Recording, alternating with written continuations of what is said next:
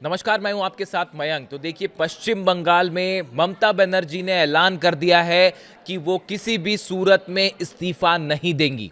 BJP की जीत हुई है, लेकिन ममता बनर्जी का ये ऐलान कि वो इस्तीफा नहीं देंगी, इसके चलते पश्चिम बंगाल में एक संवैधानिक संकट खड़ा होता दिखाई दे रहा है। जिसके बाद ये सवाल उठ रहे हैं कि अगर वाकई ममता बनर्जी ने अपना ऑफिस खाली नहीं किया तो उसके बाद क्या होगा। क्या सुरक्षा बलों के जरिए, फोर्स के जरिए सीएम ऑफिस खाली कराया जाएगा? आखिर संवैधानिक स्थिति क्या कहती है, भारत का संविधान क्या कहता है, इसको समझना होगा। देखिए, सबसे पहले तो कल ममता बनर्जी ने जिस तरह से प्रेस कॉन्फ्रेंस करी, उन्होंने आरोपों की झड़ी लगा दी।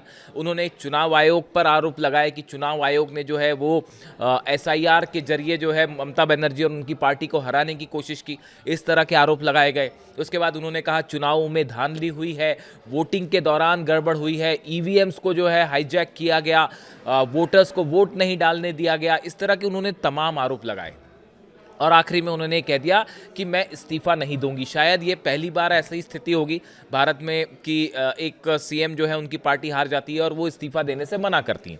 अब देखिए, कानून इस बारे में क्या कहता है। अनुच्छेद 164 आर्टिकल 164 इंडियन कॉन्स्टिट्यूशन का कहता है कि तहत मुख्यमंत्री की नियुक्ति राज्यपाल करते हैं और बाकी मंत्रियों की नियुक्ति राज्यपाल मुख्यमंत्री की सलाह पर करते हैं।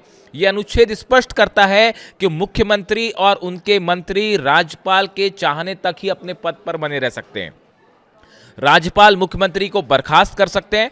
चूंकि मुख्यमंत्री राज्यपाल के प्रसाद पर्यंत पद पर होते हैं, इसलिए बहुमत खोने या चुनाव हारने के बाद इस्तीफा न देना संवैधानिक मशीनरी की विफलता माना जाता है और राज्यपाल उन्हें पद से हटा सकते हैं।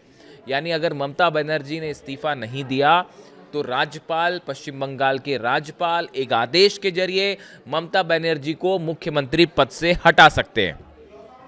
देखिए, जो हालात हैं उसके मुताबिक ममता बस नई विधानसभा के गठन तक केयरटेकर मुख्यमंत्री के रूप में ही बनी रह सकती है। जैसे ही नतीजों की आधिकारिक अधिसूचना होती है, राज्यपाल बहुमत दल को सरकार बनाने का न्योता देते हैं। उस स्थिति में उन्हें पद छोड़ना होगा और उसके बाद फिर ममता बनर्जी नहीं बनी रह सकती सीएम।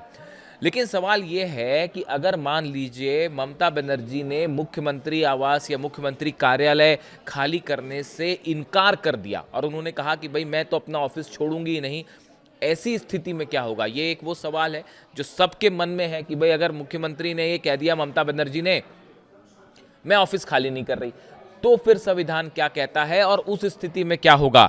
यदि बर्खास्तगी के बाद भी कोई मुख्यमंत्री कार्यालय खाली नहीं करता है तो कानून व्यवस्था बनाए रखने के लिए सुरक्षा बलों की मदद ली जा सकती है और ऑफिस खाली कराया जा सकता है। देखिए, संविधान और कानून के मुताबिक अगर कोई मुख्यमंत्री जो कि विश्वास मत खो देता है या चुनाव हार जाता है, उसके बाद भी वो अपना पद और अपना ऑफिस खाली नहीं करता है, तो इस सूरत में सुरक्षा बलों की मदद ली जा सकती है, फोर्सेस की मदद ली जा सकती है और फिर उनका ऑफिस खाली कराया जा सकता है। यानी अब सबकी नज़र इस बात पे है कि ममता बनर्जी का अगला कदम क्या होता है। क्या वो तैयार हो जाएंगी इस्तीफा देने के लिए, मुख्यमंत्री कार्यालय खाली करने के लिए, या फिर फोर्स का इस्तेमाल करना पड़ेगा? ये एक ऐसा सवाल है जिसके चलते पूरे पश्चिम बंगाल में एक खासा तनाव का माहौल देखने को मिल रहा है।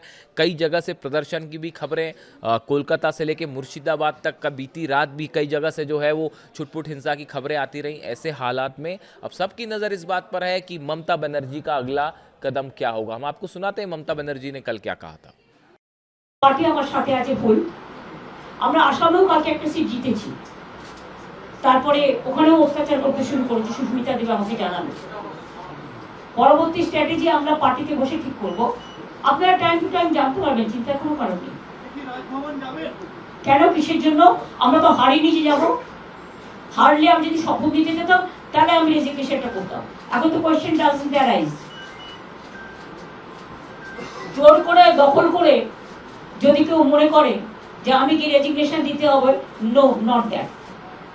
Now also I want to say that we didn't lose the election. It is their forceful attempt to defeat us. Officially they may, through election commission, can defeat us. But morally I am telling you that we won the election.